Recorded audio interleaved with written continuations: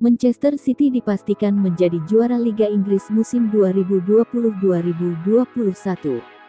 Kepastian itu didapat setelah rival satu kota Manchester City, Manchester United, kalah dari Leicester City pada laga pekan ke-36 Liga Inggris, Rabu tanggal 12 Mei tahun 2021 dini hari WIB. Bermain di Stadion Old Trafford, Manchester United yang tampil mengandalkan pemain muda hanya bisa mencetak satu gol melalui tendangan Mason Greenwood pada menit ke-15.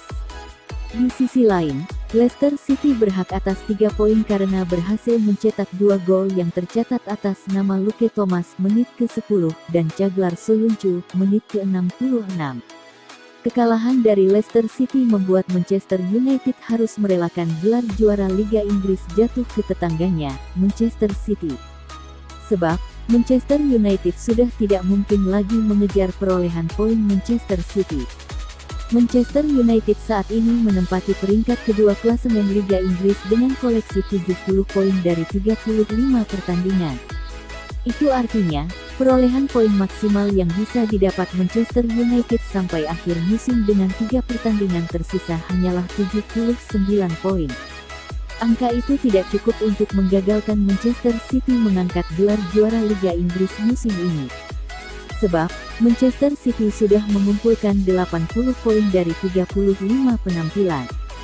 Hasil laga Manchester United versus Leicester City tidak hanya membuat Manchester City dipastikan menjadi juara Liga Inggris melainkan juga memperkecil peluang Liverpool lolos ke Liga Champions musim depan. Sebab, Leicester City yang juga masuk dalam persaingan di zona Liga Champions saat ini sudah mengumpulkan 66 poin dari 36 pertandingan. Angka tersebut membuat Leicester City kini duduk di peringkat ketiga klasemen Liga Inggris. Di sisi lain, Liverpool yang baru bermain 34 kali saat ini masih tertahan di peringkat ke-6 klasemen dengan raihan 47 poin. Liverpool untuk sementara tertinggal 7 poin dari Chelsea yang sudah bermain 35 kali dan kini duduk di peringkat ke-4 klasemen atau batas akhir zona Liga Champions.